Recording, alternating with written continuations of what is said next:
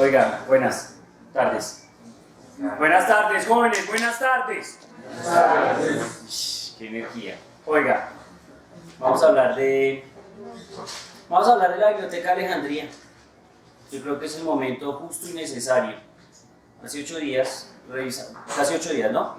Revisamos la película Ágora, que gira en torno a, bueno, la historia de la Biblioteca de Alejandría y un personaje principal que se llama Hipatia de Alejandría, ¿no? Eso lo vimos. Eso por ese lado. También en este proceso leímos El incendio de Alejandría, de Jean-Pierre Luminet, ¿no? Y seguramente incluso los que leyeron algo de Mecánica sin talachas, es posible que hayan mencionado algo respecto a la biblioteca. Así como seguramente en el libro de Historia de la Física, el de Sir James Jeans, ¿quién leyó ese? ¿Quién revisó ese?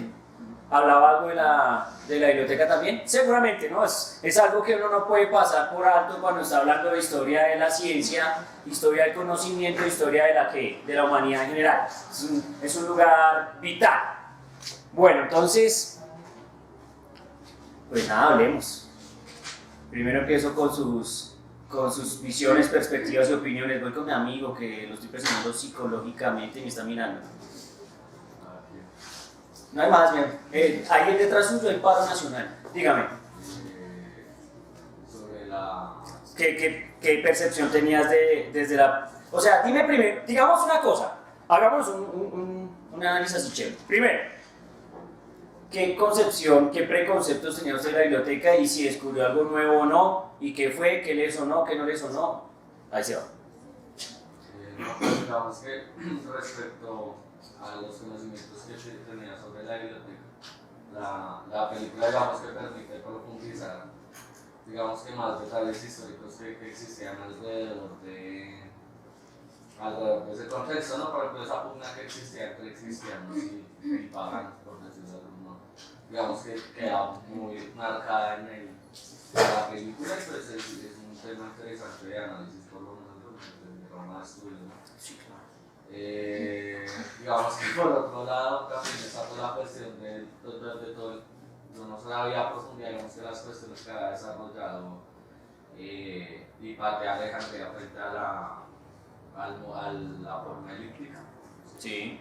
Que tenía y pues digamos que eso me permitió pues a entrar en la película y averiguar un poco más. Bueno, hay cosas, ¿no? Tiene que tener cuidado porque, claro que es el objeto de este curso. El objeto de este curso es como que usted adquiera un conocimiento a partir de la ficción, a partir de la literatura, a partir de una película que lo conecte más, que no sea simplemente el conocimiento que alguien viene y le cuenta, o un conocimiento de un libro técnico, o una clase de ciencias sociales o historia bien formal. No, sino que simplemente eso nos motiva a revisar, a investigar o a averiguar qué. Algo, lo que sea. Es más, podría yo escoger cualquier tema y decirles, vamos a buscarlo, vamos a rayarlo. Pueden encontrar libros de literatura, pueden encontrar, bueno, Wikipedia seguramente, pueden encontrar películas. Entonces el objeto es ese, el objeto es que usted vea que uno puede aprender cosas muy brutales, muy serias, muy formales, pero a partir de un conocimiento un poco más light y tranquilo. Pero el riesgo de ese conocimiento es más o menos lo que tú me decías, hay un riesgo. Como todo hay un riesgo. No se sabe, o no he leído yo, no tengo las fuentes 100% fidedignas, de decir que Hipatia de Alejandría, por ejemplo, trabajó sobre las órbitas elípticas. ¿Sí estamos? Es decir, el asunto de las órbitas elípticas, según la película, insinúa que ella está conectando con esas ideas, que ella está en ese proceso. Seguramente en ese momento ella ya conoce el modelo tolemaico, el modelo de los epiciclos, ¿cierto? Pero entonces, bueno, de hecho sí, ahí lo muestran, ¿no? Ahí lo muestran que el vasallo, no sé, para decirlo así, esclavo, ¿cierto? Él monta un modelo mecánico de los epiciclos, ¿no? Bien interesante, que luego con violencia rompe por cuestiones de amor. ¿Sí o no? ¿Se acuerdan? Eso. Entonces, resulta que es posible, sí, sería posible que ella hubiera trabajado en eso. Yo digo que no fuera posible, pero no sé si hay documentos escritos, no los conozco. Y ella trabajaba sobre una cosa que se llaman las secciones cónicas. Creo que aquí hablamos de las secciones cónicas, de Apolonio de Pérgamo. Por allá un griego antes de Cristo, el hombre trabaja sobre eso. Entonces las secciones cónicas son las elipses, la circunferencia, la hipérbola, la parábola, bla, bla, bla, bla. Y entonces, pues ella cuando ve, todos terminan de ver la cinta en su casa, ¿cierto? Porque uno ya queda tocado, es posible no la hayan terminado de ver. Díaz, ¿qué está pasando? ¿Por qué no terminó de verla, oiga? Lo que pasa, o es que usted dice, no, ya sé qué va a pasar. No, pues de que sabemos qué va a pasar, qué va a pasar. Pero resulta que en la película hacen algo muy interesante y es prueban. Es interesante y muy bonito porque es el proceso de descubrimiento. Ven que el proceso de descubrimiento, ustedes que estudian, digamos, ramas de conocimiento variadas, pero siempre que uno descubre algo nuevo, algo que uno no sabía, es completamente excitante. ¿Sí o no? Es un momento de gloria. Así sea gloria personal, así sea una gloria que nadie más se enteró, pero usted adentro dice, uff, yo lo hice. Y en ese proceso de la película hay un momento en que ella está discutiendo con su ayudante y entonces llega y dice, digamos que este es el sol, ¿cierto? Y esta es la tierra, entonces termina concluyendo algo, digamos, con ese que ya tiene un tablero que es en arena. Ese tablero aguanta, ¿no? En arena. Yo no sé yo creo que sí trabajaban así, porque es muy de la geometría trabajar en el piso. Y si ustedes revisan, por ejemplo, ese cuadro que hace alusión a la escuela de Atenas, en ese cuadro los tipos trabajan en el piso y son unas repisas y yo pensaría que puede ser con arena, donde tú puedes grabar algo y rápidamente borrarlo otra vez. Entonces puede ser práctico. El caso es que ella se da cuenta de algo muy, muy interesante y es que tal vez la órbita que sigue la Tierra alrededor del Sol, hagan un acto de fe, esa hagan un acto de fe en esa órbita, por decir algo, ¿cierto? Que es muy fea, depuremos esta imagen, sí, para que no sea tan fea. Hagan un acto de fe esa imagen. Entonces resulta que ella empieza a notar que efectivamente un círculo no cumpliría ciertas condiciones que tiene el problema. Y entonces empieza a notar que la única figura geométrica que lograría tener, que sí tiene algo constante, porque resulta que esta figura geométrica sí tiene algo constante, y ella lo muestra, y es una chimba. ¡Qué imagen tan brutal! Coge un palito, lo clava en la arena, y luego coge una cuerda de longitud que fija.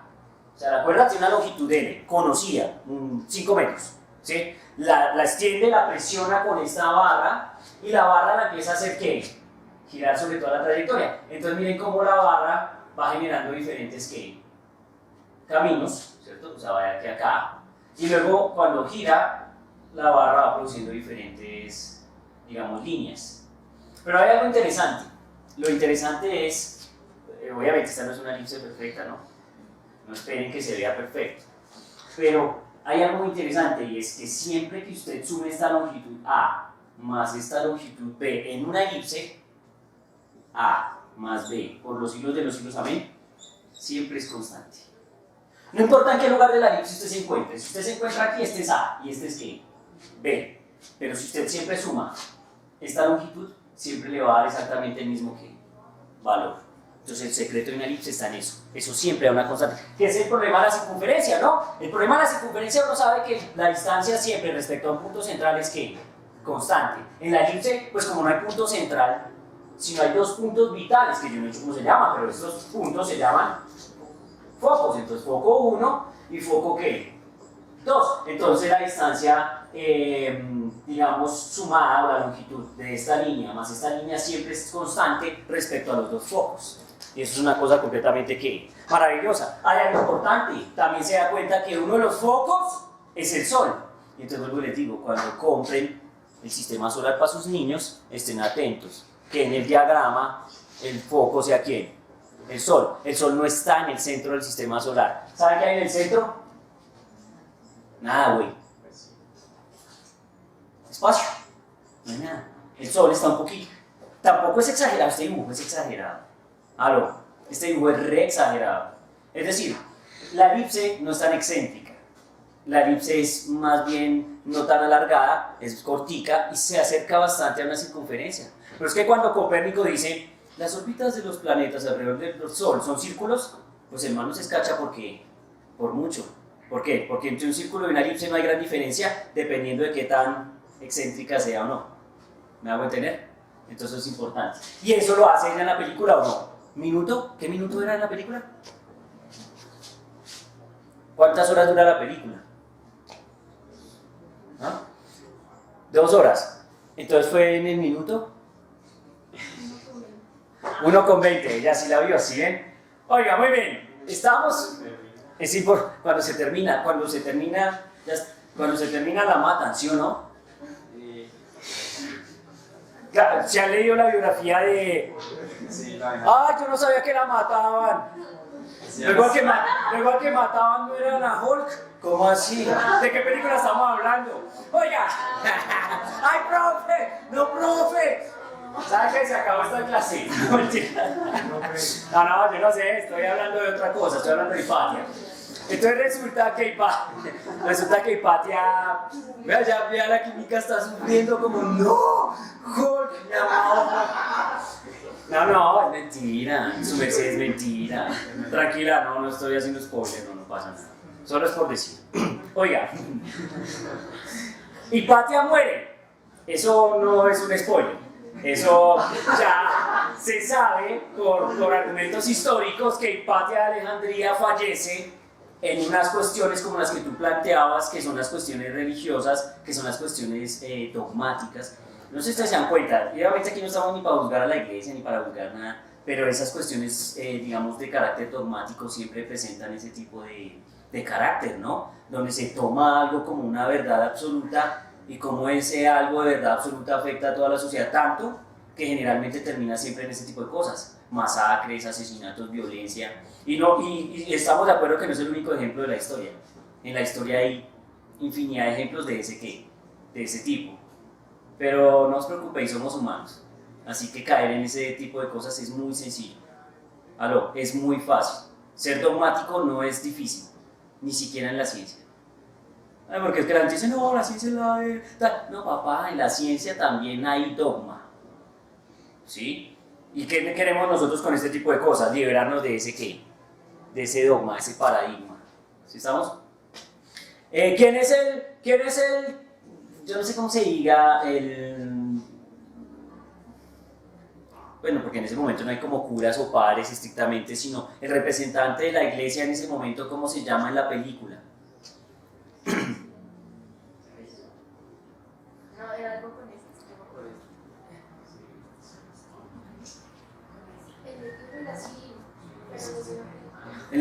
No, tiene que ser el mismo, o sea, es el mismo personaje histórico, que es un representante de la iglesia o de la fe cristiana en el proceso, que es Cirilo, ¿sí?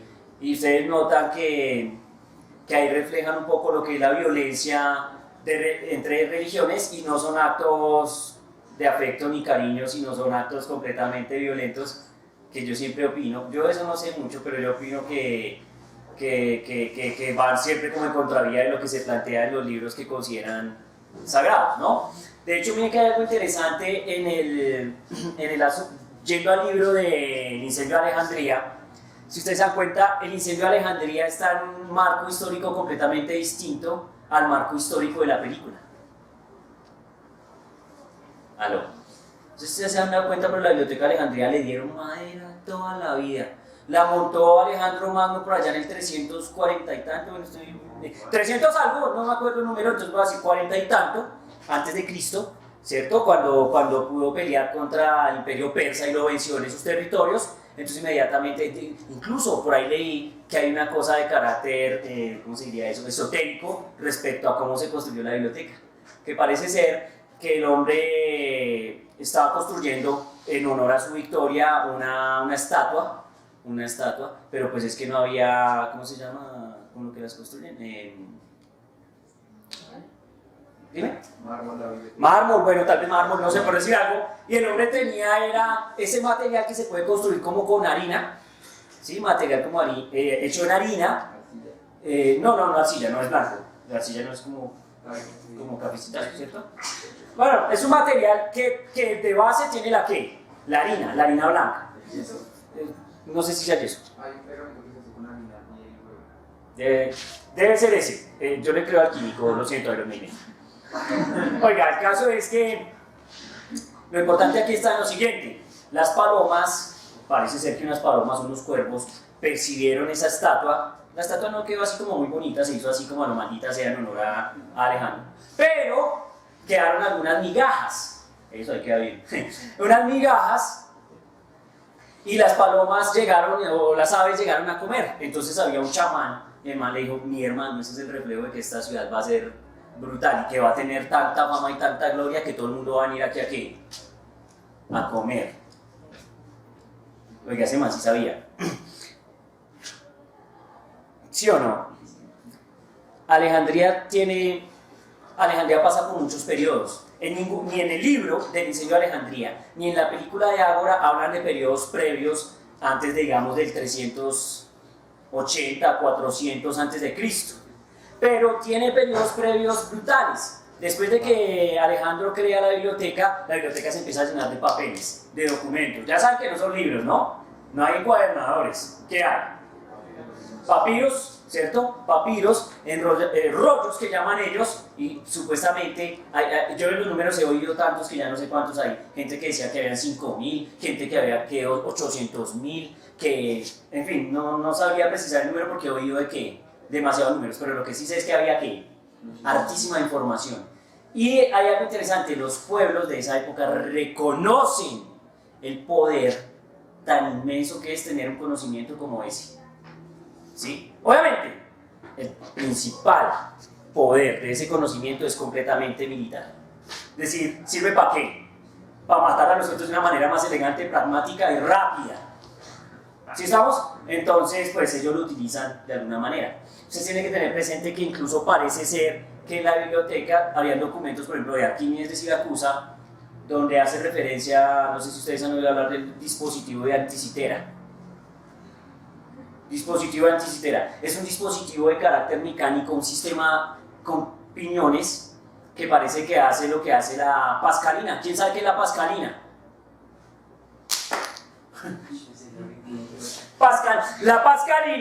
La pascalina es una máquina que construyó Blaise Pascal, por eso se llama la pascalina, ¿sí o no? La pascalina sirve ¿para qué? Para echar cuentas. O sea, es que en la época de Newton, en la época de Pascal, de Leibniz, hay un problema, y es: ¿cómo hacemos una máquina que compute por nosotros? Porque ya estamos hartos de ¿qué? De echar cuentas. Entonces estamos buscando ya crear, estoy hablando de la historia, de la teoría de la comunicación y de la informática. ¿Sí me entienden? Pero ya vuelvo a Alejandría. Entonces resulta que ellos desarrollan esas máquinas, y entre esas Leibniz también desarrolla una máquina que es brutal para hacer cuentas. Y de ahí se va las ideas de Alan Turing y todo lo que quieran por el lado de la informática. Pero no voy a entrar en detalles. Y podríamos estudiar eso porque en este curso podemos estudiar prácticamente lo que fuera a partir de películas y libros que nos lleven allá. Carreta, vamos para allá. Pero bueno, el caso es que, volviendo, cerca de Alejandría encontraron ese tipo de dispositivos que demuestran que parece ser que esa es una máquina de cómputo. Es decir, que es una máquina que hace ¿qué? Cálculos. Y parece ser que el autor de semejante proeza es nuestro querido, amado, respetado e idolatrado Arquímedes de Siracusa. Porque recuerden que Arquímedes estuvo ¿en dónde? Estuvo en Alejandría, estuvo un buen tiempo en la biblioteca. Hay algo interesante. Yo no sé si ustedes leyeron, pero a Alejandría, tal vez eso sí lo hice en el libro de Incendio de Alejandría, porque hablan de los Ptolomeos, ¿no? Recuerden que Alejandro no pudo disfrutar Alejandría, así que digan: ¡ay, qué alegría! Alejandro disfrutó Alejandría. Alejandro construyó Alejandría, pasaron 8 o 9 años y... ¡jaja! Alejandro ya que estaba muerto. ¿Sí estamos? Entonces no pudo disfrutar de esa grandeza. Pero el caso es que con los años, pues la biblioteca va cambiando de dueños. Los primeros que se adueñan de eso son los Ptolomeos. Y se arman una dinastía de Ptolomeos. ¿Cuántos Ptolomeos leyó? Yo creo que ya al final uno no sabe ni quién, ni cuál Ptolomeo es Ptolomeo. Cuando uno lee el libro, no sé si les pasó, a mí me pasó. Yo era Transmilenio, y en el primer Transmilenio era Ptolomeo 1, pero en el quinto Transmilenio yo no sabía si era el 1 o el tercero, pero habían Ptolomeos. ¿Sí o no? Es una, sí, en la lectura se pone pesada en ese aspecto. Bueno, el caso es que hay un personaje muy interesante que ya es de la cultura romana. ¿Saben que los romanos están cogiendo qué? Fuerza en ese momento. Y la fuerza de los romanos no es la academia, ¿sí? La fuerza de los romanos es la que... Pues la fuerza, la guerra, lo brutal. ¿Listo? Eso no los hace malos, quietos. simplemente es otra forma de hacer las cosas. Entonces resulta que en Alejandría, en periodos posteriores, ya llegando como al primero creo que eso es entre antes de Cristo, 0, y si mucho llega entre 0 y 1, pero no sé cuánto tiempo. Estamos hablando de Cleopatra. Ya no voy a hablar de Cleopatra, ¿no? Que la gente dice, es que las mujeres en la historia han sido relegadas, pero Cleopatra tiene la actitud de una líder. Entonces Cleopatra sí sabe. Cleopatra es la que maneja todos los territorios de Alejandría y de Egipto en ese momento. Pero resulta que a la vieja se le está armando una guerra civil mortal en esos territorios. Y entonces resulta que hay un tipo que conoce a Cleopatra y al man le suena. Y el tipo que conoce a Cleopatra no es cualquier tipo, ¿es quién? Nada más y nada menos que Julio César. ¿Sí estamos o no? Entonces el hombre, ella de alguna manera pide ayuda a César para que le ayude a defender los territorios. Y entonces se arma una guerra civil, pero con la ayuda de los romanos. Los romanos vencen, se acaba la guerra civil, pero por alguna razón sospechosa o extraña, Cleopatra se suicida. ¿Cómo? Y entonces resulta que pues el Imperio Romano se empieza a apoderar de esos territorios, porque ya no teniendo Cleopatra, pues ya no hay un representante o líder que lo defienda, esto se hace que nuestro. Y entonces Roma acuña a Alejandría como territorio. Claro que a Alejandría no le va tan mal, a Alejandría le va, digamos, relativamente bien, porque los romanos de alguna manera aprecian lo que es el conocimiento griego, entonces los manes cuidan la biblioteca, ¿sí? Pero tengan presente que ya la biblioteca en esos periodos como que había tenido un incendio. Por allá esos incendios, ¿cuántos incendios tocaron? Como 4 incendios, y está en una zona sísmica, y eso por allá tiene una recha biblioteca